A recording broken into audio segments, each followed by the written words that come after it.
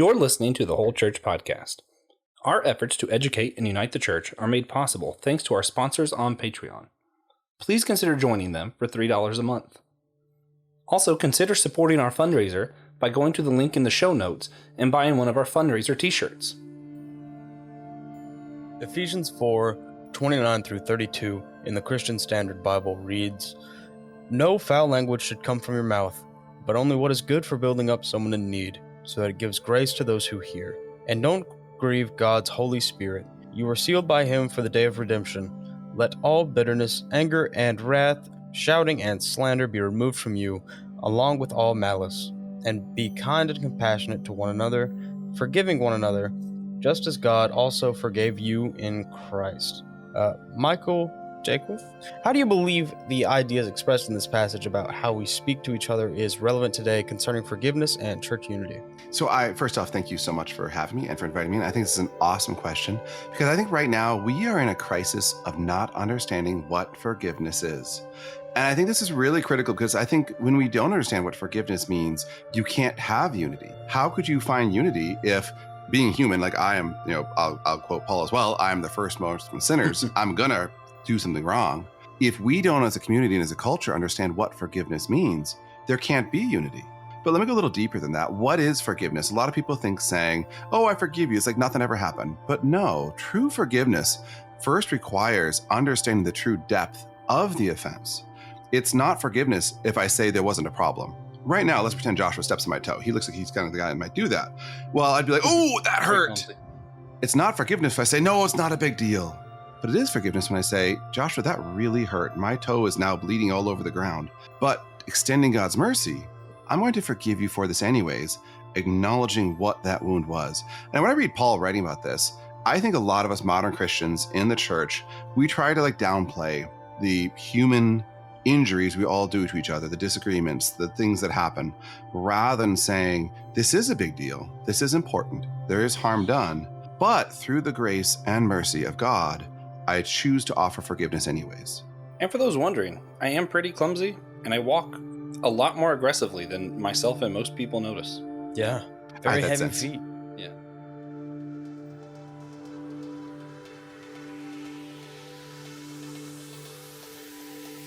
Hey everybody, welcome to the Whole Church Podcast.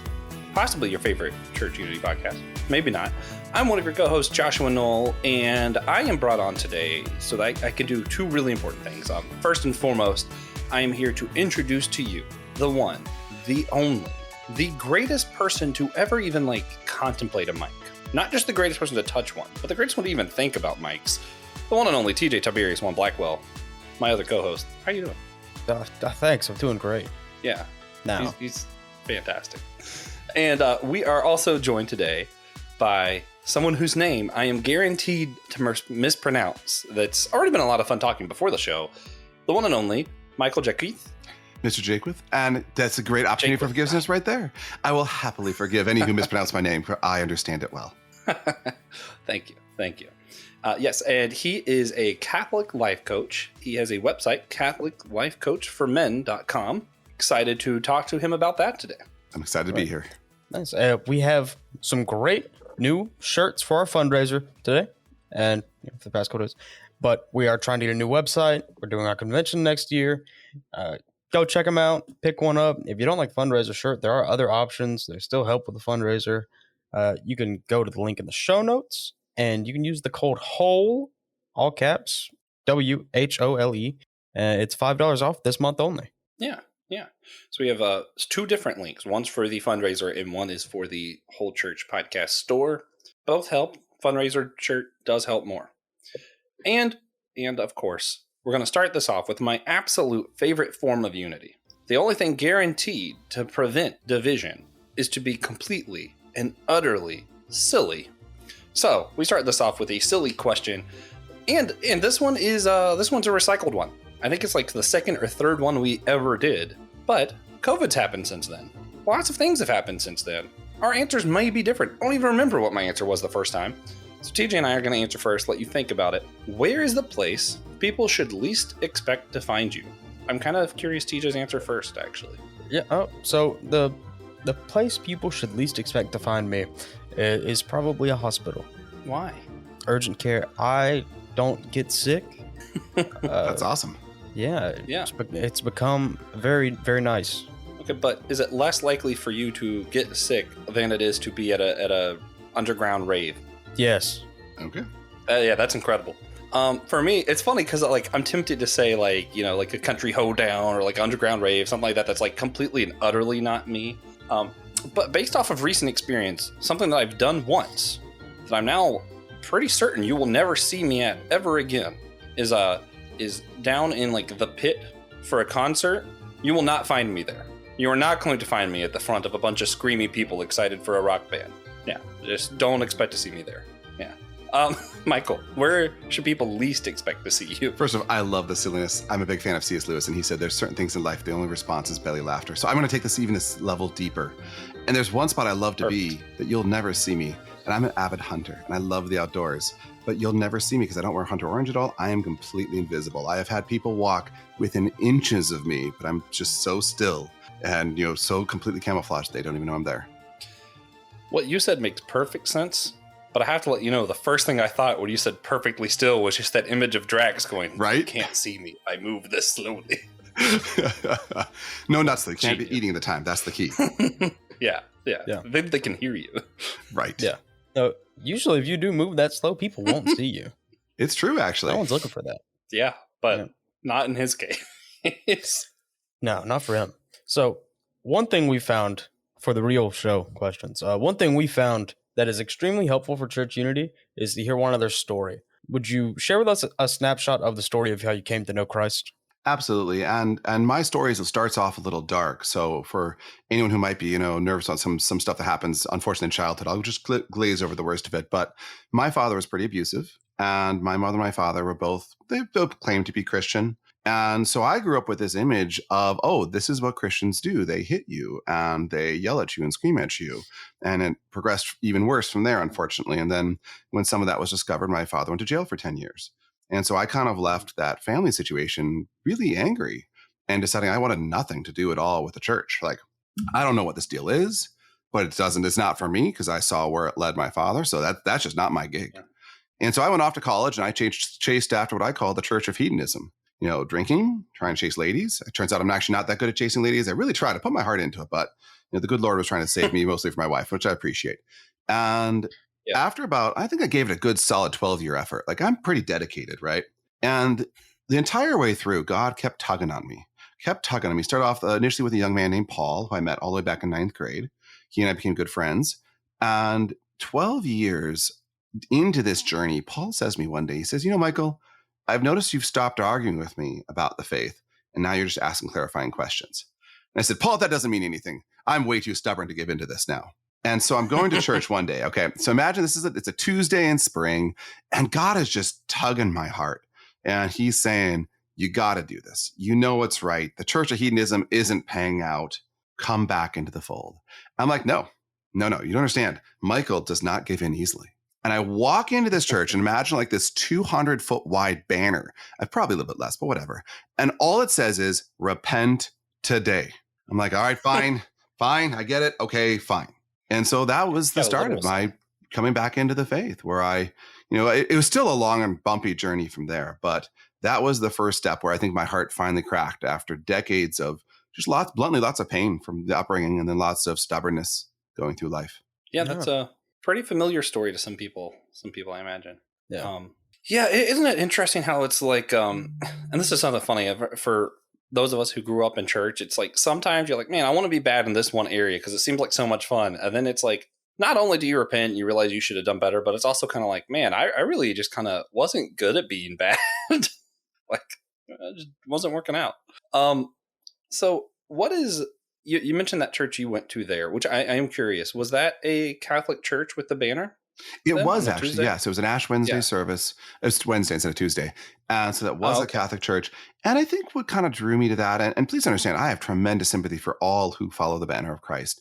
But for me, it was kind of I really felt the call back to the origins of the early church was just a very powerful experience for me. Okay, cool.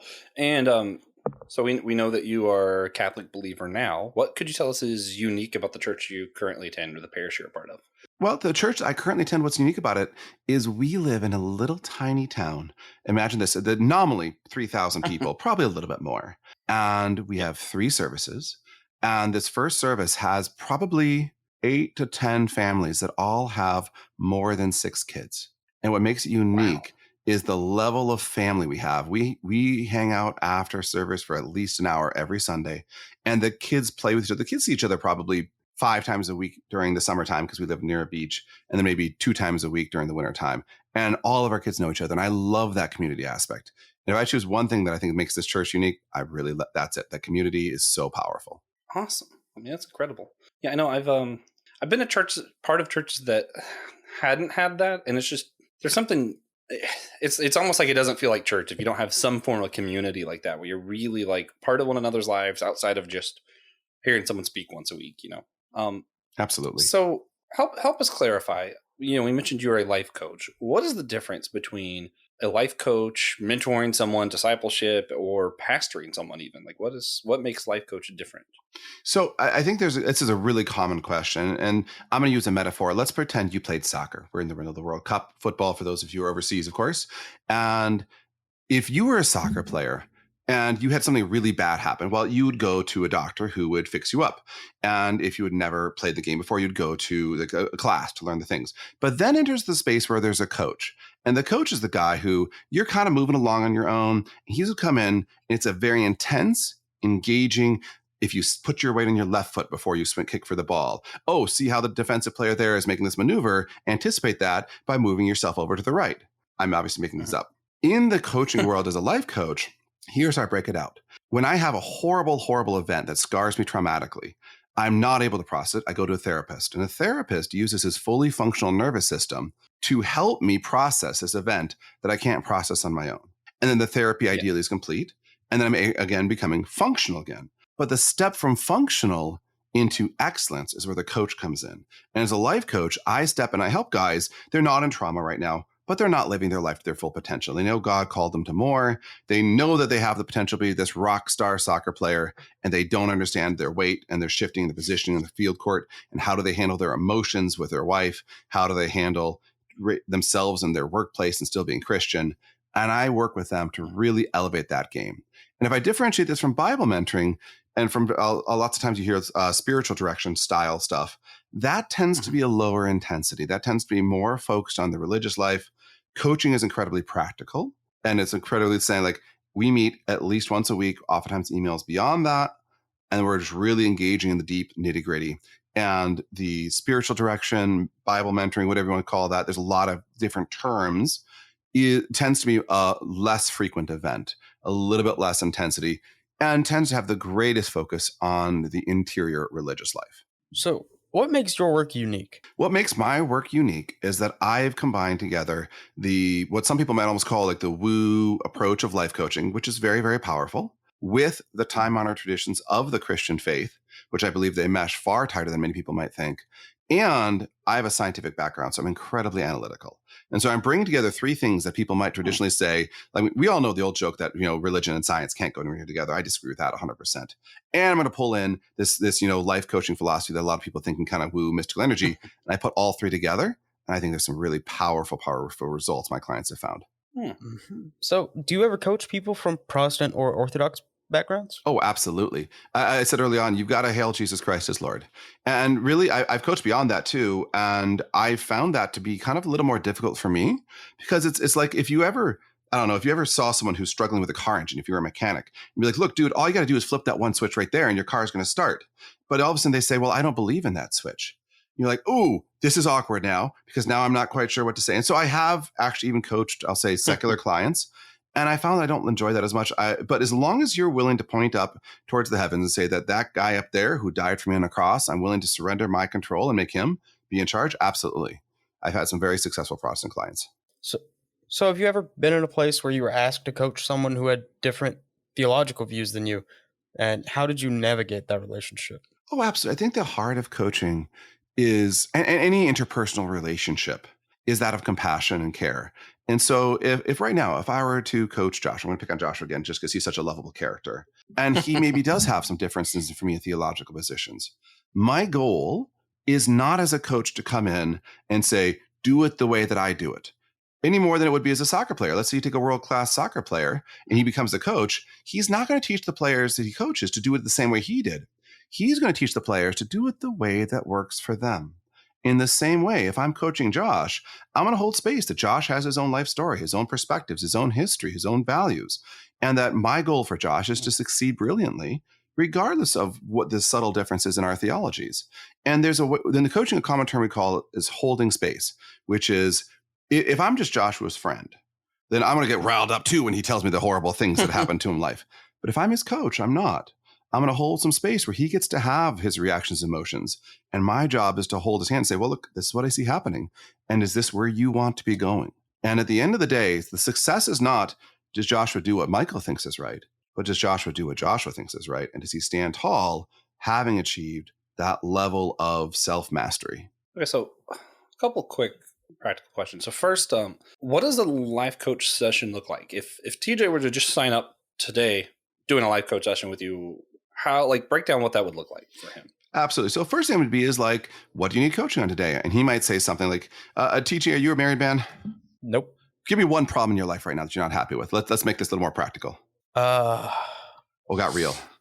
I don't know, man. I work too much. Let's take that. Okay. So here's what I do. We'd start by defining something that TJ is not happy about in his life. He just said he works too much. And I'd say, okay, cool. As coaching, I like to make this really practical. And I'd say, when's the last time you worked too much, TJ? Yesterday. Awesome. So yesterday, when that critical moment came, what were you thinking when you decided to stay at the job? I wish I was allowed to leave. Okay. So there we go. This is great. Now, I'm going to pause and actually not continue as if I was coaching here because I don't actually want to, subject TJ to this in real time. But I'd explore, why did he feel he wasn't allowed to leave?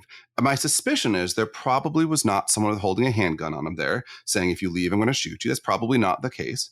And so the restraint on TJ in this case, as for all of us, most of the time, I realize there are some extreme situations, but most of the time in normal life, the constraints on us are ones we place on in our own head. And so we'd start to explore what is important to TJ in life and how is his choosing this particular job in violation of something that matters to him? Why is it causing him to feel trapped is the word I would put to them. I'm putting words in TJ's mouth here, so please forgive me, TJ. But I would say he feels trapped by this current situation. And so the first thing we have to do as a coach is to establish what's the deeper problem here. Maybe there's a deeper problem. I'm just going to start speculating wildly that TJ has this deeper desire. He wants to do something more with his life. And this current job's not allowing him to express that desire.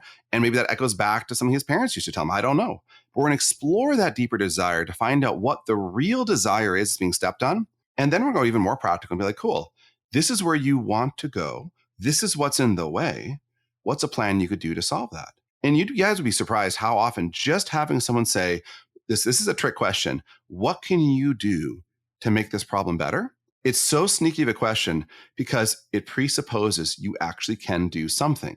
And it engages your brain in a different way than it normally is engaged. Most of us human beings, we sit around like, oh, this doesn't work. I don't like it. I'm trapped here. I do this too much. I don't like this. It's a negative space. But when as a coach, I get someone's brain engaged in the positive space, how can we go about making the situation better? It's amazing what our brains will come up with. And the key here is none of this comes out of Michael. I mean, maybe a practical thing here and there, but the vast, vast majority will come out of TJ as his brain shifts. And it has to because it's his life and he has to lead it. Thank you for letting me pick on you there, TJ. Oh, you're welcome. Yeah, I'm glad I chose TJ for that. So would you say then that one of the key differences between being a life coach or a therapist is therapy a lot of time is more retroactive, whereas life coach kind of seems like it's more proactive? Yes. Like forward looking as opposed to backward looking? There certainly is a great deal of that. The biggest issue is if I was a therapist and TJ came in and talked to me about the level of trauma TJ would be about his work, probably would harken back to some really severe childhood wound. Let me just I'm going to make up a totally fictional story here for TJ. Maybe when TJ was young, his parents were severe workaholics and they were gone. They were absent in his life and he got left at home, let's say day in, day out, every day. This sort of trauma without an empathetic listener through his childhood would create a distorted view of work that was so distorted, he literally couldn't process this. If I asked TJ the question, what can you do to make a difference? And his brain shuts down and recoils from the emotional horror of that place, that's an indication that there's trauma and it's time to involve a therapist. A coach is always focused on the solution. We will go back in time in order to understand the proper source of the problem. But again, as you said, it's always in that context. How do we move forward and have that excellence you're seeking? So then do you have a therapist that you work closely with in case like you ever do run into stuff like that? I do have a good Christian therapist. He's actually a Protestant, and I respect this Cool. guy. I know. Hey, look, I mean it. You got to point up to the sky and say, this guy up here is Lord. And this guy, I actually went to this guy. I'm going to be fully transparent with you guys here. I went to this therapist myself because I didn't want to recommend someone that I at least been through. His name is Jacob. And if you're interested, I'm more than happy to refer you to him. But I was going to say, we haven't talked to a Christian therapist yet. Let's get him on the show. let's do it. I don't know what his availability is, but I'll send it to you. I'll send you his contact information after the show. And so I went to him first, as we are always growing, we're always learning. And I mentioned my troubling beginning with my father, and a lot of that trauma I held on to even well into marriage. And I think there's a certain amount that's always ongoing because we are always wounded. And God allows wounding so that God can either directly or indirectly bring about a greater healing. So, sorry. This is my last one. I'll get back on track after this. You're TJ, perfect. I promise. Have you ever been in a situation that you can point to where someone's beliefs were preventing the kind of coaching you wanted to do, or like so in conflict with how you approach this that it just was incompatible? Yes, but not in the way you mean. And let me expand upon that. I'm going to have to be vague here for the sake of anonymity. There's a client who hired me nominally because he was struggling with an addiction to pornography. All right. Mm-hmm. And initially, the coaching seemed to progress well. However, very quickly, it became very clear that he wasn't progressing at all. And the week by week sessions would almost be a repeat. It would be something like, okay, so let's talk about this week. Okay, this happened. Well, that's the same thing that happened last week. Oh, yeah, that is the same thing that happened last week. Well, this is what we talked about doing. Did you do it? No, I didn't do it.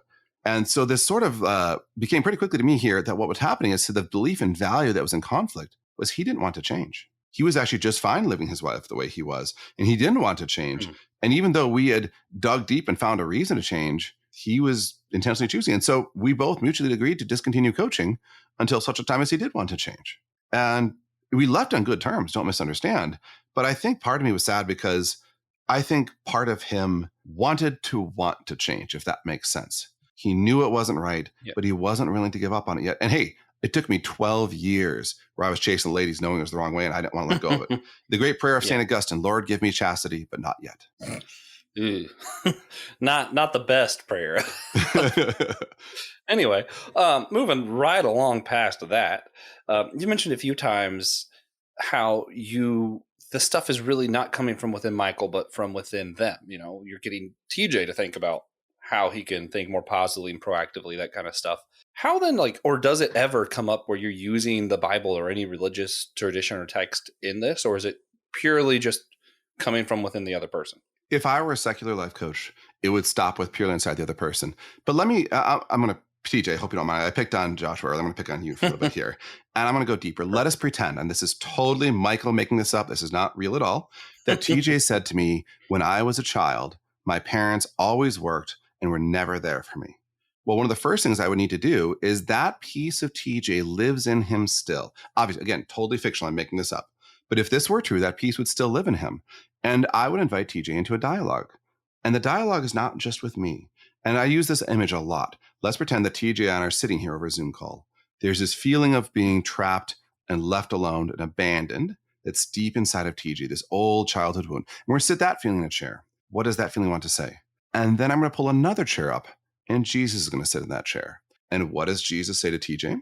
And what does Jesus say to this feeling inside of TJ?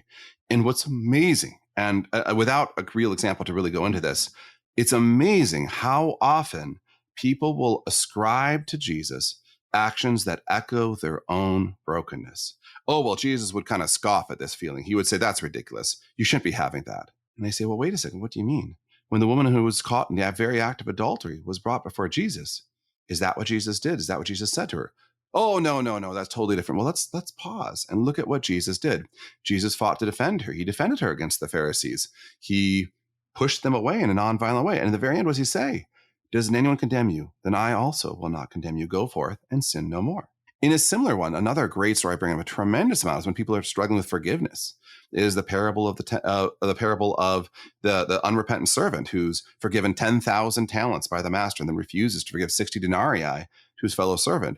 And the words that our Lord speaks directly in parable, directly to the apostles, echo into the nature of the human soul. And all of us, when we confront our own brokenness, need to hear those words. We need to hear that mercy and that tenderness, because we won't give it to ourselves. And even when I invite the average person in this wounded place to ask them, what might Jesus say? Almost without exception, the initial response is not merciful and compassionate. And that's where the Bible and scriptural is essential. And that's one of the spots where I mentioned earlier, a few secular clients, we'd reach that point and I could see they wouldn't give themselves mercy about some component of a wounding. And all of a sudden I'm like, but it's there. This is Jesus. He can give it to you right now. Can I introduce you to him? But within the faith, they at least know who he is. Yeah. So how would someone know if they need a life coach or would benefit from something like that? So how would someone know if they need a soccer coach? Is how I would respond to that. And so if you don't ever play, let me be real clear. I don't play soccer. Like, I love the sport, but I don't play soccer. Okay. And so I'm not interested in hiring a soccer coach. And so my response to you is, if you are living a life right now that you're happy with, that you're reaching your fulfillment, that you wake up in the morning and say, yeah, this is awesome. I'm nailing it. Every piece of my life right now is good to go. You don't need a life coach. You're good to go. But if you wake up in the morning and you're like, dude, I can't believe I stayed up last night and did that thing again. I can't believe I hurt this person I love again. I can't believe I'm still stuck in the same rut and I keep doing the thing. And like, I know better. I know how not to do it, but I'm just not doing it. Then you're like that soccer player in the field who's like, oh, shit, I missed the goal to the left again. And I always drag my foot too long and I can't seem to figure out how to get out of it. Here's the deal. Not everyone plays soccer, but everyone has exactly one life in this world. And if you're stuck in a rut, if you're unable to make the change, if you know there's a change needed, but you can't do it yourself, consider a life coach. It doesn't even have to be me. Almost all the life coaches out there will give you a free hour. Go hang out with them for an hour. It costs you nothing. And worst case scenario, you're out an hour. Compared to the rest of your life, that's a tiny investment. That's true. That's true.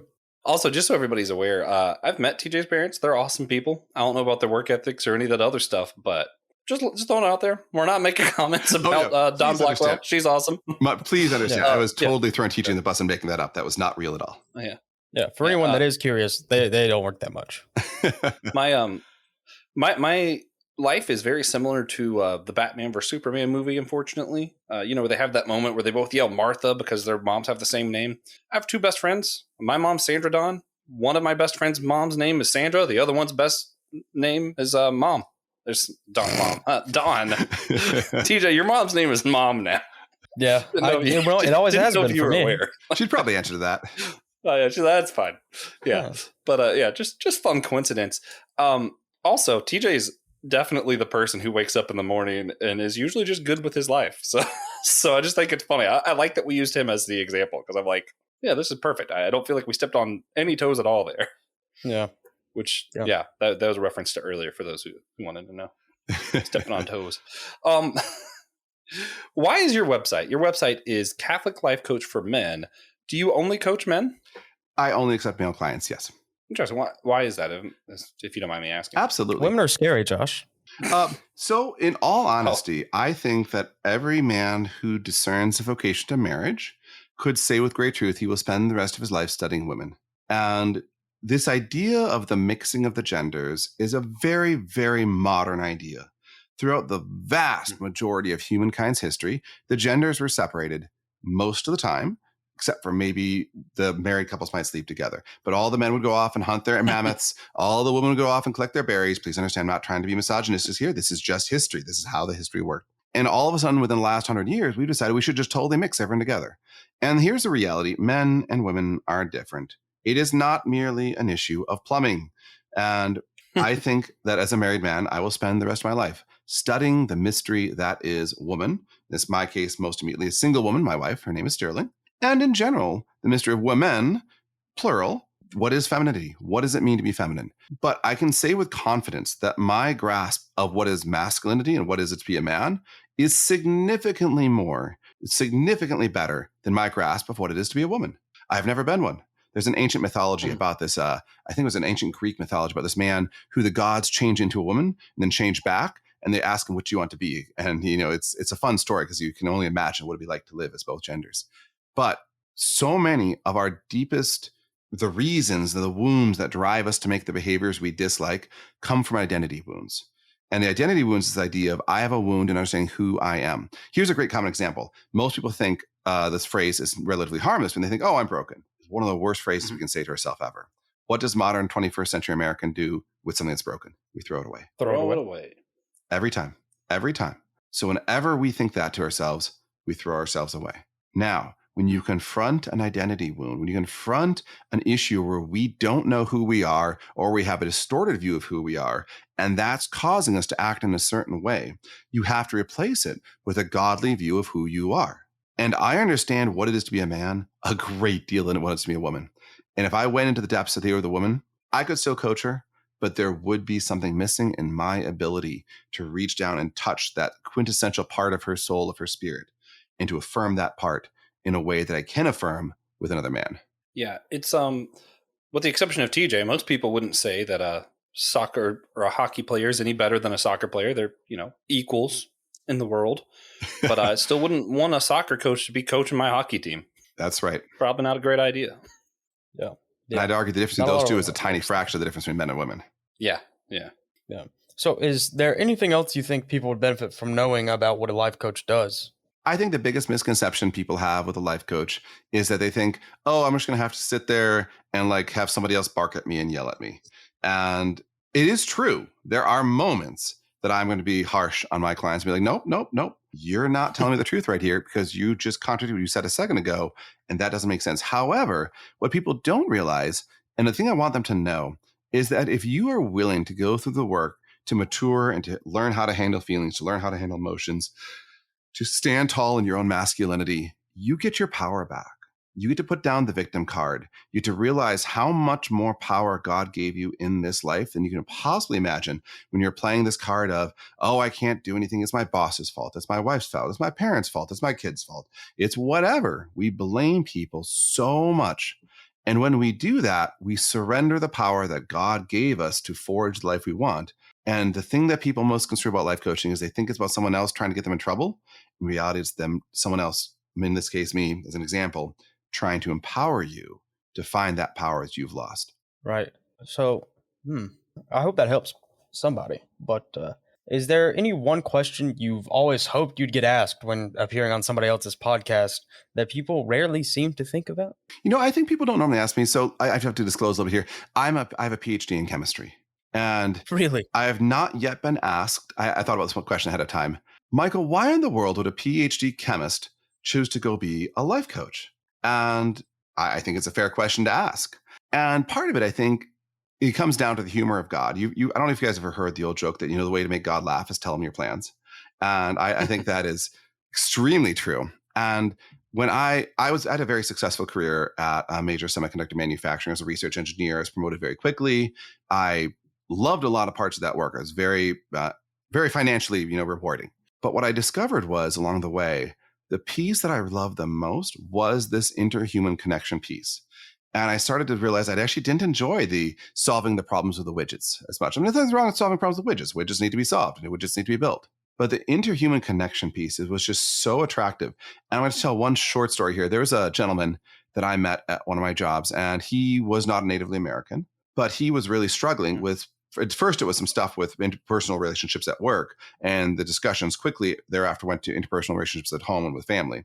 And we established such a connection there, and I helped him so much that for almost a decade after I left that job, he still stayed in touch. He would still drive hours to come visit, some event that I would happen to be running just for a chance to catch up.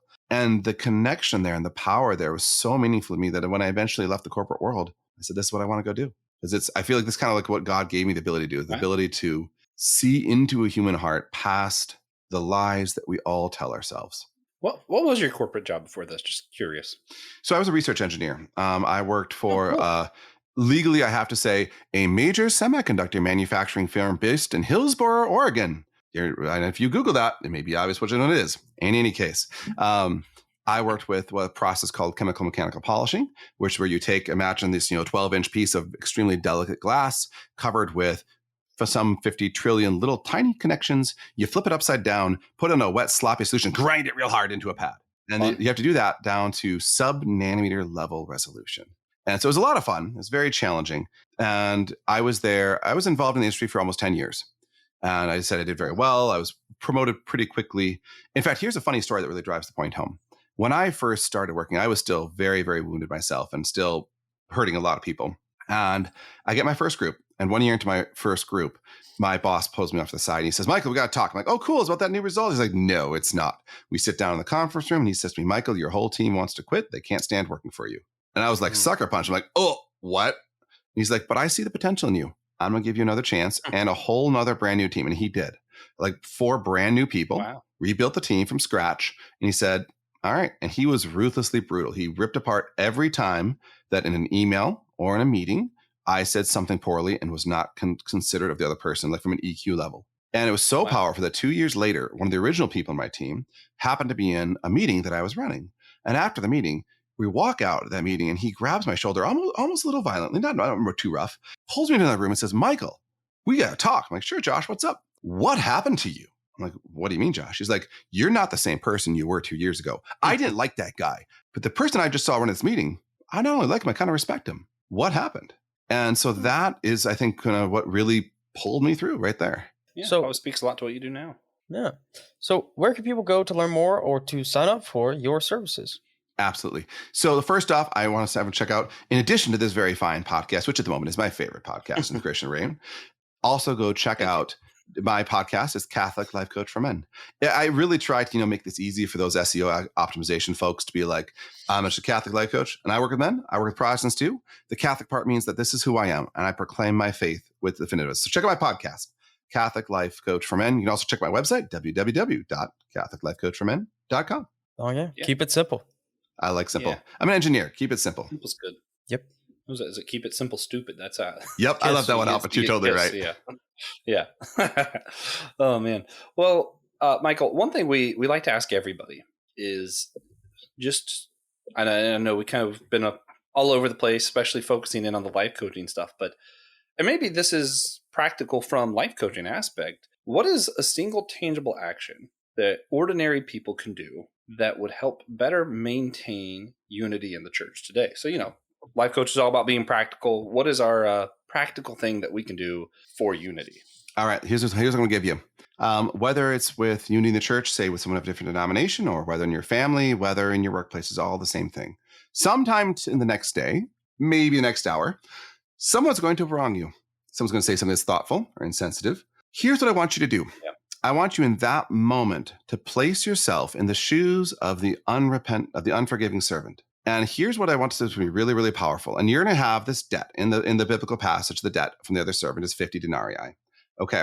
And you in this moment, as your life coach, I'm going to tell you, you have 2 thoughts you can think. You can think, oh my gosh, this bozo just wronged me. He owes me 50 denarii. Or you can think, oh my gosh, I just wronged God. I owe God 10,000 talents. And the really practical part is, as this moment comes and these 2 thoughts surface, choose to focus upon the second one. And what this will do is this will transform your ability to forgive and to reconcile with whatever the offense was. Because what's so critical is it doesn't take away the validity of the offense. The smaller debt is still real. It's still true. But by choosing to focus our thoughts on the part that puts it in perspective of God, on the part that allows for God's mercy, it will transform your life. And particularly for those of you who are married, I'm giving you gold here, guys. I'm giving you gold. Your spouse is going to hurt you, and you can choose to focus on that or focus on the debt that God has paid off for you. And that debt is so vastly greater than any debt your spouse could owe you, that when your thoughts and perspectives go to the godly, so does your life. So what would be the effects we'd see in the world if we all did that? I think the biggest thing we'd see is we'd see a lot more tempering of the way we speak to and treat each other. I got to be real blunt and call out right now, like the Christian world is under attack. According to some, you might say we've already been defeated. I'm not going to hold to that pessimistic viewpoint. And as a whole, Christendom no longer holds the dominant position in this country. Our country was founded on Christian values, and there are forces at work that are quickly working to undermine those. And I believe one of the reasons those forces are being so successful is that we as Christians are not presenting a unified front. And one of the reasons we're not unified is we get stuck bickering and arguing. I don't know if you've ever seen the Monty Python movie. Now, let's not bicker and argue about who killed who. We get stuck in these distracting arguments that aren't relevant compared to the real challenges our society is facing. Our moral values as Christian are on trial right now in the court of public opinion. And instead of showing up as a unified front to say, I stand by my brother Joshua, I stand by my brother TJ. We may have had differences. They may have mispronounced my name, but I'm willing to forgive them for that. Standing together and making that unity felt in the court of public opinion, I believe is one of the most important things we can do, whether it's our own family, our community, our state level, national level, whatever level you want to look at. The call for Christians to stand together in unity, I think, is one of the most important ones we have. Yeah, I agree. One thing before we do our outro, we like to talk about our God Moment segment. It's just a minute to share what all God's been up to with us recently by sharing a blessing, a challenge, a moment of worship, whatever it may be. I always make Joshua go first to give myself and our esteemed guest as much time as we need to collect our thoughts of the past week. So, Joshua, do you have a God moment for us this week? So something I worry about I don't think I'm guilty of. I worry that some people might think that I've started using the God moment to occasionally sell them on stuff. But in all seriousness, and if you know me, that I really am just the kind of person who is very grateful. Thanksgiving isn't my favorite holiday just because of the food. I actually really value the virtue of thankfulness, and I'm very humbled when I see people do stuff for me, and I'm truly thankful about it. So recently we've had a couple people buy the shirts for the fundraiser thing. Some people that I knew that I was like, I told them about it just because I didn't really expect them to get one. So shout out Leslie for one. That was humbling, and I was thankful for that. And then there were people over on the Systematic Geekology website, and they bought some of the merch over there. And I know that, hey, maybe it's because they just like the clothing and stuff, but I think it's probably because they want to support this ministry. And to me, that's a real blessing. So I'm thankful for that. Yeah, that's, can I say that? No. Is that allowed? Okay. So my roommate, who will remain unnamed for anonymity's sake, just in case he minds, I doubt it, but he has his new big boy job, post-degree, and it is what he wanted to do, but he's also been blessed with the opportunity to play football past the collegiate level. And, it's kind of that thing, like I haven't heard from the agent. I don't know what's going on with it. They haven't talked to me in a little while, but he is, in fact, on contract for a football team. And American or soccer? American football. Okay. And he's too big for soccer. But okay. Yeah, I love seeing my friends get blessed with the opportunities that they've always wanted, and it's been great. Also, side note, just because I think you'd find it interesting, one of the shirts that were bought recently on SG was just a quote from TJ about giant lizards. Yeah, that's a good shirt. Everybody else would also go buy that shirt. But Michael Jaquith, do you have a God moment for us this week? I do. So I'm a parent. I have 6 kids, and I realize that you guys may not have, a big load of kids yet, but one of the things that always causes fear in a parent's heart is, am I doing the right things to teach my children kindness and compassion? And you guys at least probably have had siblings, or at least seen siblings, and sibling fights exist. They're a thing. And as a parent, every time your kids start fighting, you're kind of like, oh no, I'm doing it all wrong. I'm ruining everything. They're all fighting. They're all going to hate each other. But there's this beautiful moment. It was yesterday. And I walked out of my office, and there was my lovely little 9-year-old. And she has pulled up a stack of books, and she's reading these books to her next 2 younger siblings. And they're just sitting there, and they're saying every book, they're like, oh, thank you so much for reading this. And she's just grinning from eye to eye. And it was like this perfect moment of unity where I see these kids just loving each other. And she was reading like books that were seasonally appropriate. Something is Advent now in the church, and so she's reading Advent books. Oh, yeah. And that moment, I just paused and I stopped. I didn't even want to say anything at first because I don't want to break the magic of what's happening right now. Yeah. And just that moment where I feel like God said, hey, look, they do love each other, despite the number of times they punch each other and pull their hair and dump water in the other soup. And, oh, gosh, never mind. I won't even tell you some of the shenanigans they pulled. But that was a perfect God moment. Yeah, I'm feeling talkative today for some reason. But Shocking. Yeah.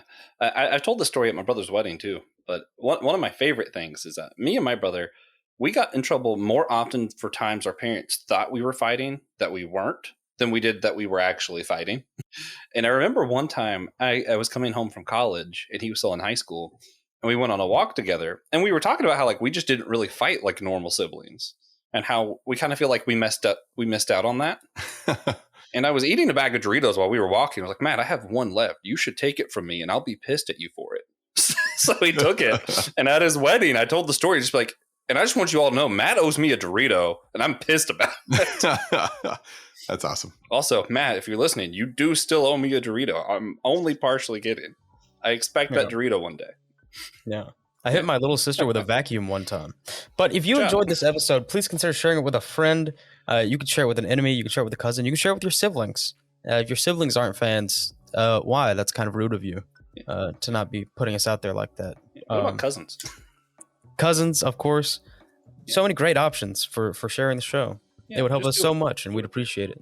We are with, what was it, the top 10% of most shared podcasts, according to Spotify. So you guys are sharing, and thanks. That's cool. Also, go over to systematicgeekology.org. Here are other podcasts, Systematic Geekology. You can hit the host tab, see all the episodes that TJ and I are on, and share it until it's in the top 10% of shared podcasts. That'd be cool. That'd be great, actually.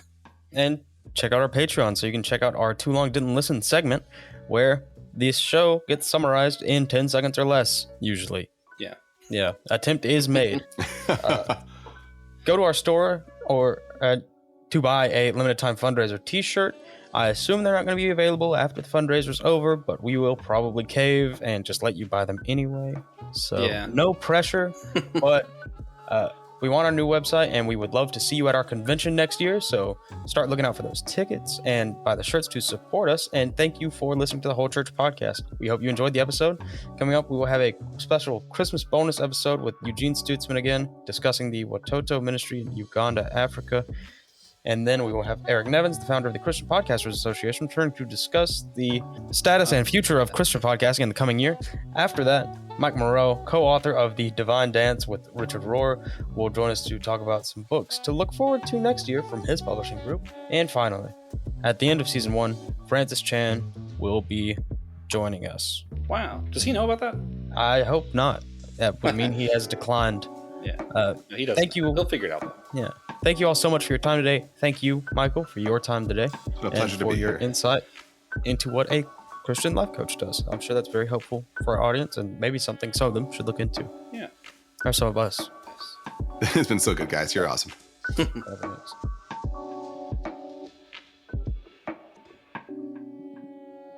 Thank you for listening to the Whole Church Podcast. We hope you enjoyed the show.